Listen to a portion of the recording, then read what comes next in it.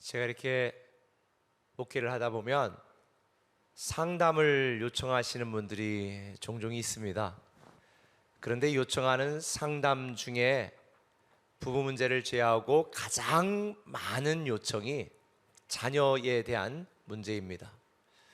자녀를 위해 기도해 달라고, 또 아니면 자녀가 어려움을 당해서, 아니면 어린 자녀가 예상하지 못한 여러 가지 질병으로 고통당할 때, 특별히 사춘기나 청소년기의 이 자녀들, 그 자녀들이 속썩일 때에 기도 부탁하고 상담을 요청하는 경우가 있습니다. 그런데 자녀가 결혼하여 분가하여 사는데도 그 자녀가 여러 어려움 때문에 마음 아파하고 또 속썩이는 그 자녀 때문에 상담을 요청하고 기도 부탁을 하는 권사님들이 종종 있습니다. 성인이 되었지만 의외로 부모의 근심이 되고 가슴앓이를 하게 만드는 자녀들이 있습니다. 어떤 분이 그러더라고요. 자녀가 아니라면 그냥 포기해버렸고, 자녀만 아니라면 설거지 물과 함께 버리고 싶은 심정이 하루에 12번도 더 든다는 그런 분도 계셨습니다. 다 부모에게 아픈 손가락이 되고 있는 자녀들입니다. 아픈 손가락이라고 하는 것은 다른 자녀들에 비해서 약하거나 문제가 있어서 부모에게 계속 마음에 근심이 되는 자녀, 걱정과 기도거리가 되는 자녀, 혹은 유독 계속 사고를 치고 문제를 일으켜서 부모에게 계속 안심하지 못하고 근심하게 만드는 자녀들이 아픈 손가락인 자녀들입니다. 혹시 우리는 하나님의 아픈 손가락이 아닐까요? 그러나 실망하지 마십시오. 우리는 회복될 수 있습니다.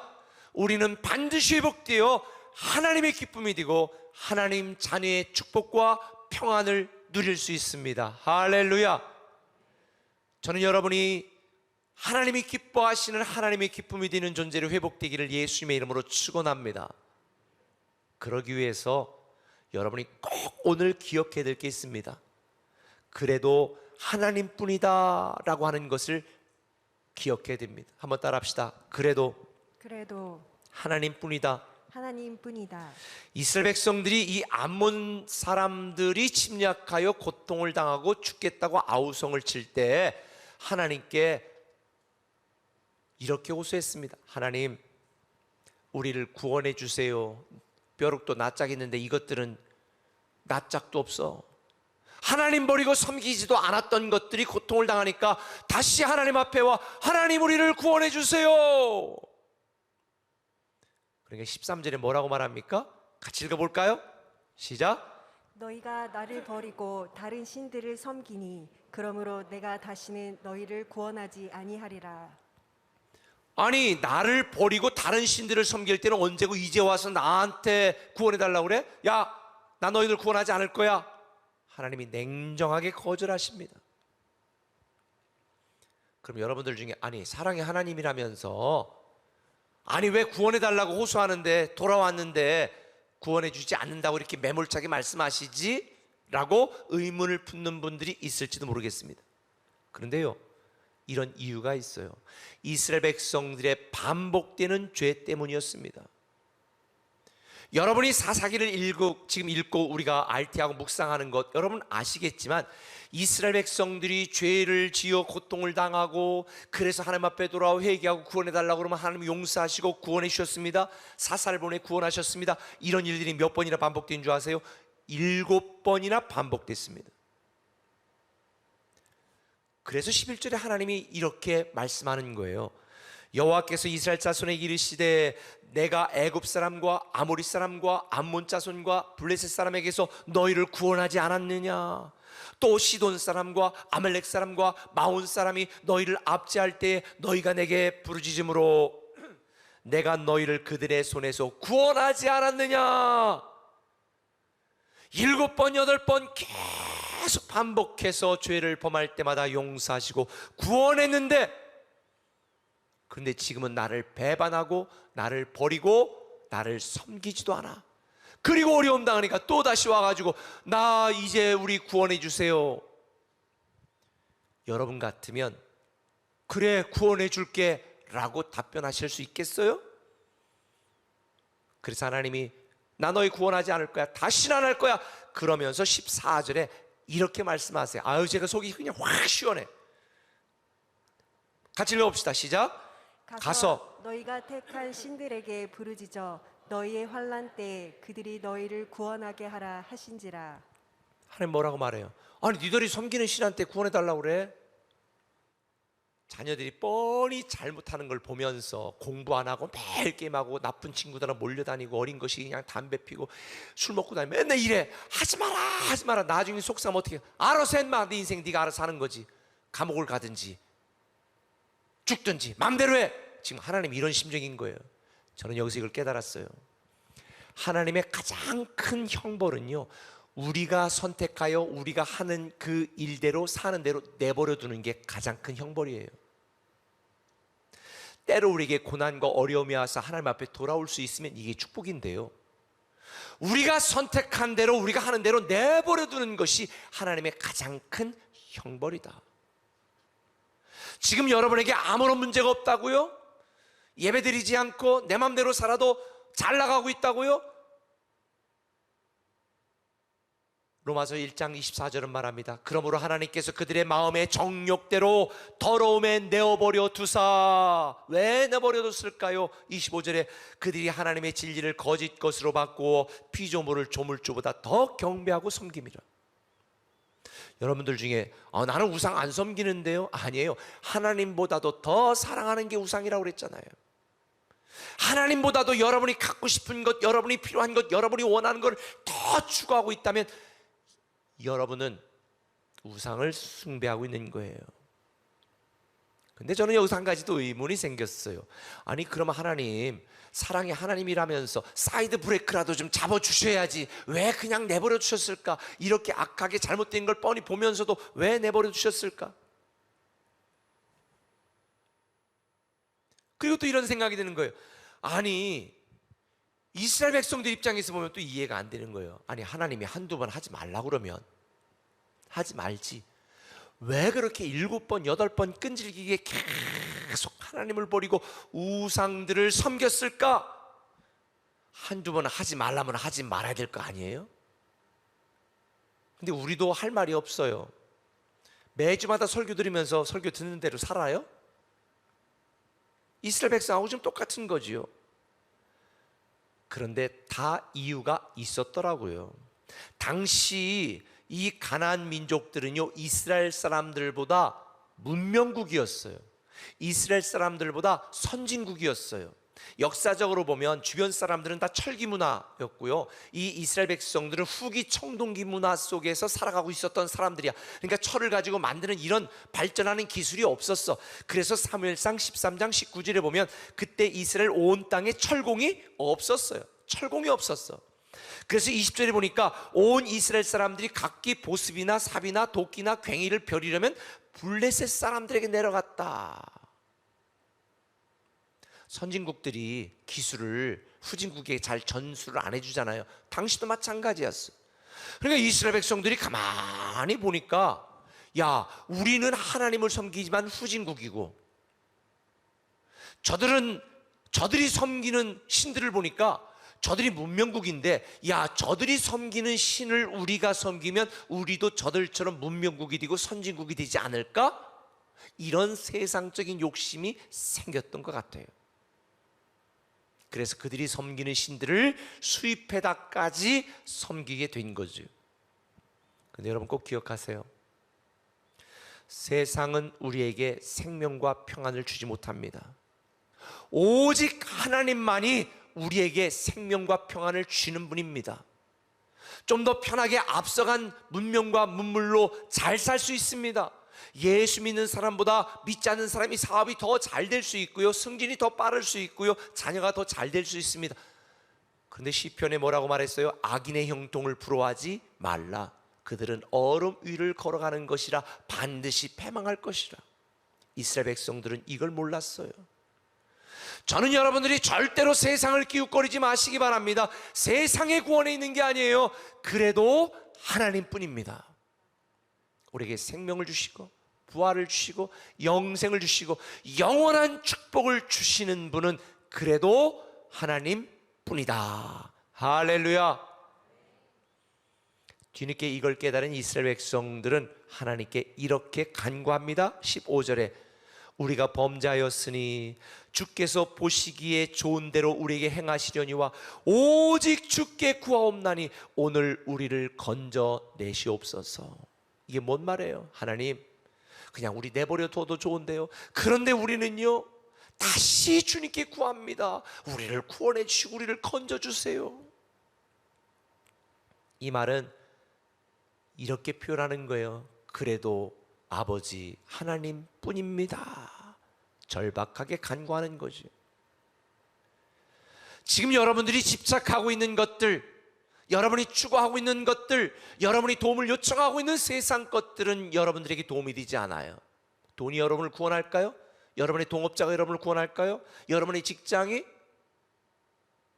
여러분 자신의 능력이? 여러분의 스펙이 여러분을 구원하지 않아요. 이 땅의 것은 여러분에게 희망이 될 수 없어요. 오직 하나님뿐입니다. 그래도 하나님뿐이에요. 그래서 이스라엘 백성들은 이것을 알았기 때문에 그래도 하나님뿐이라고 간절하게 하나님께 호소하는 것입니다. 저는 이 장면을 보면서 이런 생각이 들었어요. 아무리 큰 잘못을 저질렀어도 자녀가 잘못을 시인하고 눈물로 용서를 구하며 부모의 품속으로 파고든다면 어떻게 할까요? 자식아 나가 죽었마, 안 된마, 용서 못했마, 나가 죽었마, 이러고 밀쳐낼 부모가 어디 있겠어요? 아무리 잘못했어도, 아무리 나쁜 짓을 했어도 내가 잘못했다고 울면서 부모 품속으로 파고든다면, 정상적인 자녀를 사랑하는 부모라면 그 자녀를 다시 안아주게 되어 있겠죠. 그래서 우리도 그래서 하나님뿐이라고 고백하며 하나님께 매달리고 하나님께 호소하고 절박하게 다시 하나님 품으로 파고들어야 되는 것입니다. 이거를 성경적인 용어로 회개라고 말합니다. 16절에 보면 이스라엘 백성들은 하나님 앞에서 이렇게 반응했습니다. 자기 가운데에서 이방신들을 제하여 버리고 여호와를 섬기매. 이스라엘 백성들은 우리가 잘못했구나, 우리가 그동안 하나님을 버리고 배신했구나, 하나님의 마음이 얼마나 아팠을까, 이방신들을 제하고 다시 여호와를 섬겼다는 것, 하나님이 외면하고 하나님의 차가운 거절에도 불구하고 그래도 하나님뿐이라고 이스라엘 백성들은 하나님 품으로 파고든 것입니다. 그리고 하나님은 그들을 품어주셨죠. 이게 하나님의 놀라운 사랑입니다. 우리가 인생을 살면서 망가진 분도 있고 무너진 분도 있고 앞길이 막혀서 힘든 분도 있고 하나님의 마음을 아프게 하고 하나님의 마음에 근심이 되고 하나님의 아픈 손가락으로 살아온 분들도 있을지 모르겠습니다. 그런 분들에게 성경은 이렇게 말하지요. 전부여 의지없어서 손 들고 옵니다. 여러분 꼭 기억하세요. 그래도 하나님뿐입니다. 우리를 다시 품어주시고 안아주시고 용서하시고 구원하시고 다시 회복시키실 분은 그래도 하나님뿐임을 믿으시기를 예수님의 이름으로 축원합니다. 그래도 하나님뿐이라고 다시 하나님 품으로 파고들 때에 우리는 하나님 안에서 참 평안과 축복과 기쁨을 누리게 될 줄 믿습니다. 한 걸음 더 나가서요, 이걸 기억해야 돼요. 한번 따라합시다. 그래서 하나님이시다. 그래서 하나님이라는 걸 꼭 기억해야 돼요. 16절에 뭐라고 말했어요? 자기 가운데서 이방신들을 제하여 버리고 여호와를 섬기매 여호와께서 이스라엘의 곤고로 말미암아 마음에 근심하시니라. 이스라엘 백성들이 고통을 당하고 괴로움을 당하는 모습을 보시면서 하나님께서는 알아서 임마 라고 내버려 두었지만, 고통당하는 이스라엘 백성들의 모습을 보면서 마음에 뭐가 됐다? 근심하였다. 여기 근심하였다라는 이 말을 히브리어 원어로 제가 다시 해석해 드리면 이겁니다. 여호와의 마음이 이스라엘의 곤고, 이스라엘의 고통, 이스라엘의 아픔을 견딜 수가 없었다. 여러분, 자녀가 하지 말라는 짓 해가지고 고통당할 때, 이 쌤통이다 이 자식아, 그럴 뿐 어디 있어요. 말 안 듣고 고통을 당해도 그 고통당하는 모습을 보면 또 마음이 찢어지고, 저거 어떻게 도와야 되나, 바로 이런 하나님의 마음을 표현하는 것입니다. 저는 이 본문을 보면서 이런 생각을 했습니다. 그래서 하나님이다. 그래서 우리를 사랑하시는 하나님이시다. 어떻게 할 수 있냐고요? 본문 뒤에 이어지는 사사기 11장 1절 이하를 보면, 이스라엘 백성들을 내버려 두겠다, 너희들이 원하는 신에게 구해라, 차갑게 거절하셨음에도 불구하고 이스라엘 백성들이 고통당하는 걸 보시고 마음이 근심하시고 견딜 수가 없어가지고 사사 입다를 구원자로 준비하고 있는 장면이 바로 본문 뒤에 나옵니다. 그래서 하나님이에요. 정말 하나님은 속도 없으신 분입니다. 하나님은 하나님의 아픈 손가락인 이스라엘 백성들을 고통 중에 두지 아니하시고 돌이켜 다시 회복해 하신 거예요. 그래서 하나님이십니다.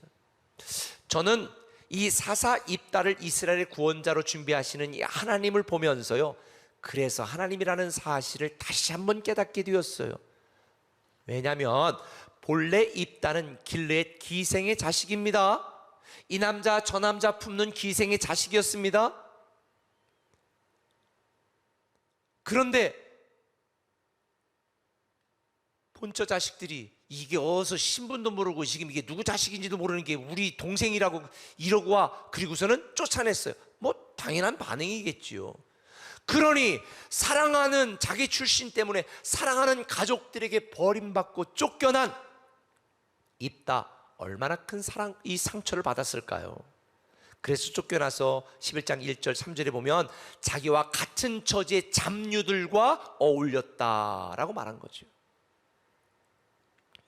그런데요, 가족에게 버림받고 민족에게 버림받은 이 입다를 통해 하나님은 그 가족과 이스라엘 백성들을 구원하셨습니다.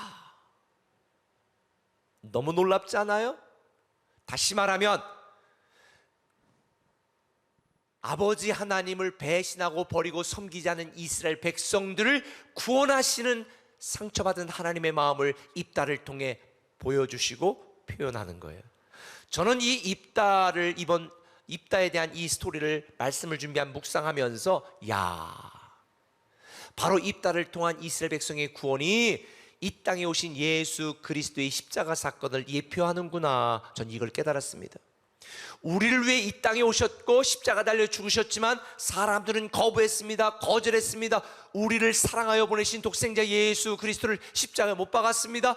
그런데 그 예수 그리스도께서 자기를 죽이고 자기를 거부하고 자기를 믿지 않는 저와 여러분까지 구원하신 이 놀라운 사건이 바로 버림받은 입다를 통해 이스라엘 백성을 구원한 이 사건과 너무 흡사하지 않아요? 그러면 저는 제 생각이 나더라고요. 저는 목사들을 자라면서 교인에게 상처 엄청 받았습니다.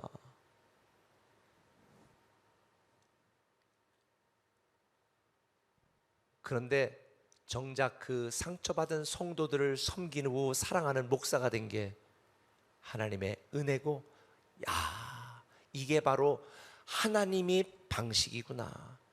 여러분들 중에 상처받은 사람이 있으면 그 상처를 돌이켜 사명으로 바꾸시는 하나님, 여러분이 가족이나 직장이나 사업장이나 친구들에게 어떤 아픈 상처를 받은 게 있다면 하나님은 예수 그리스도를 통해 우리를 구원하신 것처럼 여러분을 그들을 구원하는 입다처럼 사용하실 거라고 믿습니다. 상처를 사명으로 바꾸세요. 상처를 사랑으로 바꾸세요. 이게 바로 하나님, 그래서 하나님인 것입니다. 안타깝게도 오늘날 많은 사람들이 이런 하나님을 믿지 않습니다. 하나님을 믿으면서도 하나님을 제대로 섬기지 않습니다. 예배하지 않습니다. 하나님의 사랑을 받고도 여전히 세상의 풍요와 즐거움을 찾아 헤매고 있습니다. 하나님을 예배하는 것 대신에 자기의 유익과 자기의 편리함, 자기의 즐거움을 더 중요하게 여기고 있습니다. 그러나 이스라엘 백성들은 자기 가운데에서 이방 신들을 제하여 버리고 여호와를 섬겼다. 우리에게도 이런 모습이 필요합니다. 자기 가운데서라고 하는 말은 그들 내부로부터, 자기 내부로부터라는 뜻입니다. 이스라엘 백성들은 고통 중에 자기들의 문제를 자각하게 된 것입니다. 우리가 잘못했다, 우리가 문제였다, 그리고 회개한 거죠. 오늘날도 많은 성도들이 오늘날 나의 고통, 나의 문제, 나의 아픔, 나의 상처를 남편 탓, 아내 탓, 부모 탓, 자식 탓, 심지어 목사 탓, 교회 탓하는 분들이 있습니다. 그런데 영적인 자각이 일어나야 됩니다. 다 내 탓이었구나. 내 내부로부터, 내 자신으로부터 문제를 발견하고 내가 변하면 내 주변이 변하고 내가 변하면 세상이 변합니다. 하나님 탓이 아닙니다. 하나님이 우리를 버리거나 방치한 탓이 아니라 하나님의 택함을 받고도 하나님의 사랑을 외면하고 더 섬기지 못한 우리 탓, 내 탓인 거예요. 이게 바로 회개인 것입니다. 사랑하는 꿈의 가족 여러분, 혹 어려운 상황이나 고난 중에 있는 분, 상처받은 분이 있다면 남 탓하지 마세요. 하나님 탓하지 마세요.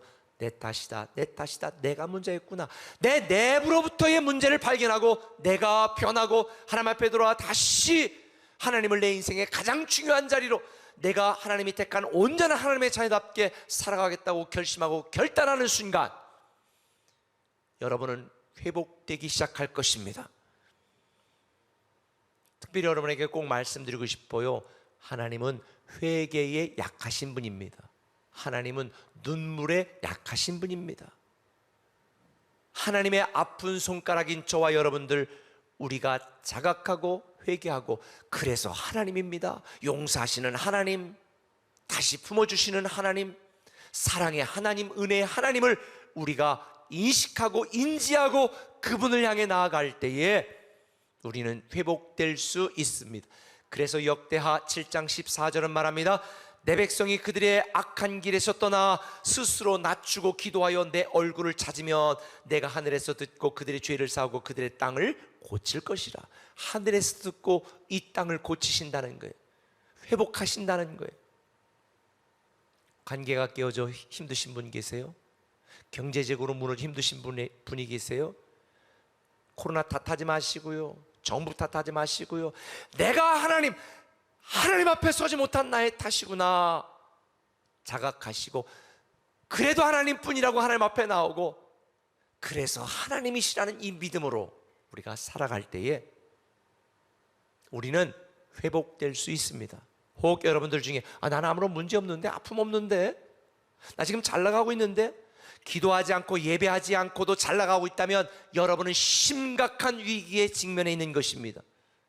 바로 그때가 하나님께 엎드리고 하나님께 돌아와야 될 때입니다. 저는 요즘 성도들이 이스라엘 백성들과 같다고 생각합니다. 하나님의 기쁨으로 부르심을 받았지만 여전히 하나님의 아픈 손가락으로 있습니다. 저는 여러분들이 하나님의 아픈 손가락이 아니라 하나님의 기쁨이 되었으면 좋겠습니다. 교회에서도 목사의 아픈 손가락이 되고 목자의 아픈 손가락이 되는 것이 아니라 기쁨이 되었으면 좋겠습니다. 누가복음 15장 돌아온 탕자 이야기를 보세요. 피폐한 몰골로 돌아온 아들이 뭐라고 하기도 전에 아버지는 맨발로 뛰어나가 그 아들을 끌어안습니다. 그래서 하나님 아버지신 거예요. 그동안 우리는 하나님의 자녀가 되었음에도 불구하고 수백 번 잘못을 반복했습니다. 그럼에도 불구하고 우리 하나님 아버지께서 은혜를 베풀어 주셔서 우리가 오늘 이 자리에 있는 것입니다. 그래서 하나님이신 것입니다. 우리는 회복될 수 있습니다. 그래도 하나님뿐이라는 믿음과 그래서 하나님이라는 신앙을 가지고 살아가면 우리는 하나님의 아픈 손가락이 아니라 하나님의 엄지척이 될 수 있습니다. 저는 여러분들의 깨어진 관계와 상한 심령이 회복되고 나태해진 신앙과 예배가 회복되고 하나님에 대한 큰 사랑이 회복되어 하나님의 아픈 손가락이 아니라 엄지척이 되시기를 예수님의 이름으로 축원합니다.